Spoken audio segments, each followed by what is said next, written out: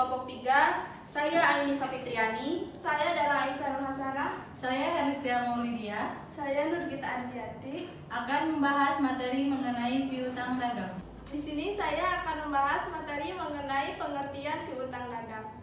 Sebelumnya, keuangan merupakan istilah-istilah yang berhubungan dengan manajemen ataupun studi kasus mengenai keuangan dan investasi. Secara ruang lingkup, keuangan memiliki 3. Yang pertama, keuangan publik, yang kedua, keuangan perusahaan, dan yang ketiga, keuangan pribadi. Nah, di sini kami membahas mengenai materi piutang dagang. Piutang dagang termasuk ke dalam keuangan perusahaan karena berhubungan dengan penjualan. Adapun mengenai materi piutang dagang merupakan tagihan-tagihan yang ditujukan kepada individual ataupun perusahaan lain yang akan diterima dalam bentuk kas. Piutang dagang ini timbul karena adanya penjualan secara kredit. Nah, adapun hal-hal yang berkaitan dengan piutang dagang, yang pertama itu ada penilaian piutang dagang. Menurut prinsip akuntansi Indonesia, piutang dagang itu perlu dicatat dalam neto bersih. Yang kedua, adapun pengakuan piutang dagang. Piutang dagang ini perlu diakui dan dicatat pada saat adanya penjualan secara kredit. Yang kedua, adanya retun atau potongan harga. Dan yang ketiga, adanya pelunasan. Yang ketiga, adapun penagihan piutang. Penagihan piutang ini dapat dilakukan juga dengan pemindah alihan piutang. Artinya, perusahaan dapat memindah alihkan piutang kepada pihak lain, seperti bank. Selanjutnya, saya akan membahas mengenai klasifikasi piutang. Klasifikasi piutang dibedakan menjadi 2.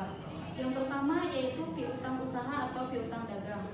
Piutang usaha adalah tagihan kepada pihak lain atau debitur sebagai akibat dari penjualan jasa atau barang secara kredit. Nah, biasanya piutang dagang ini dapat tertagih dalam waktu yang cukup singkat atau pendek. Biasanya dalam waktu 30 hari atau sampai 60 hari. Yang kedua, ada piutang wesel, di mana piutang wesel ini menjadi penguat bagi piutang dagang. Sebabnya, karena dalam piutang wesel ini, debitur harus menandatangani surat formal.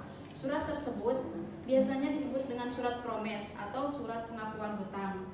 Nah, surat promes ini bisa menjadi acuan hukum perusahaan bagi debitur yang tidak bisa melunasi hutangnya dalam waktu yang telah ditentukan. Yang selanjutnya kita akan bahas tentang ciri-ciri piutang dagang. Nah, di ciri-ciri piutang dagang sendiri ada 3 ciri-ciri piutang dagang. Yang pertama yaitu terdapat tanggal jatuh tempo. Tanggal jatuh tempo sendiri diketahui dari lama atau umur piutang. Umumnya jenis pengukuran dalam jatuh tempo ada 2. Yang pertama yaitu harian dan bulanan. Untuk harian sendiri berarti sesuai kebijakan penjual kapan tanggal jatuh temponya secara pasti. Sedangkan untuk bulanan, maka tanggal jatuh temponya sama dengan tanggal pembelian kredit tersebut, cuman berbeda dengan dalam bulannya.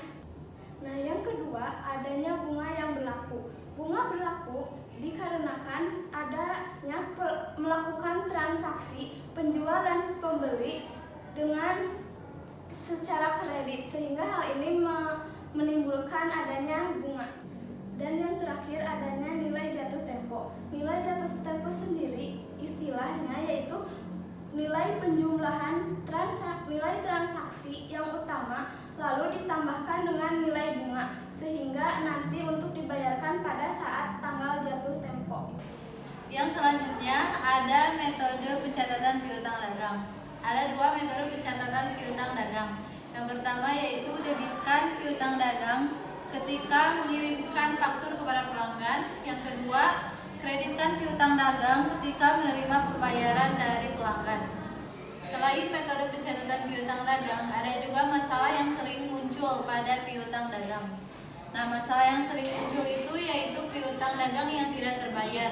Hal ini menyebabkan cash flow mengalami kegagalan ataupun kerugian. Dan juga biaya operasional akan terus bertambah atau meningkat karena terjadinya penagihan yang berulang. Serta perusahaan juga akan mengalami kerugian kerugian akibat piutang dagang yang tidak terbayar atau tidak tertagih ini. Nah, dari masalah yang muncul pada piutang dagang, ada langkah-langkah untuk mengatasinya, yaitu yang pertama ada prosedur pengajuan kredit. Prosedur pengajuan kredit ini banyak diabaikan oleh berbagai perusahaan. Padahal, prosedur pengajuan kredit ini sangat penting untuk menganalisis atau mengetahui karakteristik si pengaju kredit, agar si perusahaan nantinya bisa melihat apakah si pengaju kredit tersebut dapat membayar ataupun tidak. Yang kedua yaitu mengelola piutang dagang secara baik dan tepat. Nah, mengelola piutang dagang secara baik dan tepat ini diperlukan bagi setiap perusahaan agar nantinya si pengaju kredit atau si pelanggan tidak akan melakukan piutang dagang yang tidak terbayar. Yang ketiga itu ada pengamanan piutang dagang, dan yang keempat ada kebijakan piutang dagang. Nah, kebijakan piutang dagang ini tergantung bagaimana perusahaan membuat kebijakannya. Jadi dapat disimpulkan dari materi mengenai piutang dagang merupakan tagihan-tagihan yang ditunjukkan kepada individual ataupun perusahaan lain.